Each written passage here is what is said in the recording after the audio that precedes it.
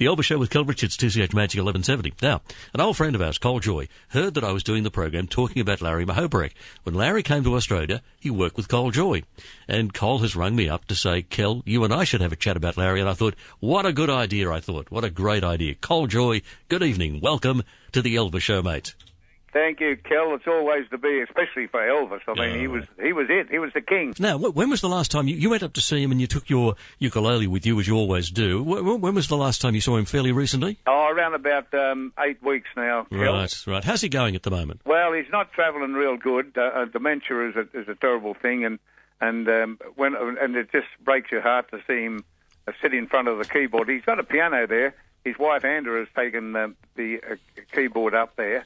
And generally, he doesn't sit beside it. He'd rather listen to music. Yep. And but I did coax him in there, and I found some music there which was like hieroglyphics to me anyway. Yes. But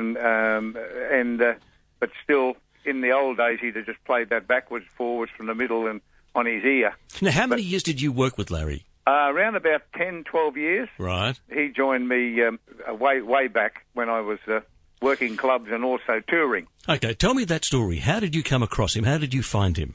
Well, I found him. I was playing. We brought a show out to Australia. I think it was a John Denver show. Now, John Denver and Neil Diamond and a lot of them used the same rhythm section that Elvis used. Yes, yeah. And it's just been going on because they're the best. Yep. And in there was a fellow that I met when I worked with Ricky Nelson many years back. He went from Ricky Nelson and he went to Elvis. His name was James Burton. Yep. And he became one of the top pickers in Nashville and worked with Elvis for, 10 or 12 years. And he made mention I was going to make an album. He was going to come out and play on it, and Tommy Emmanuel, and he said, and we'll get Larry. And I said, Larry? Who's Larry? He said, you don't know Larry? Larry's the best piano player in the whole world. And I said, well, and he said, he lives here now. And I said, wow. So I got Larry's number, and I called him. And then from then on, we got together, and from then on, it's just history. In all those years you worked with him, did he ever talk to you about Elvis? Did he ever talk to you about the great stars he worked with?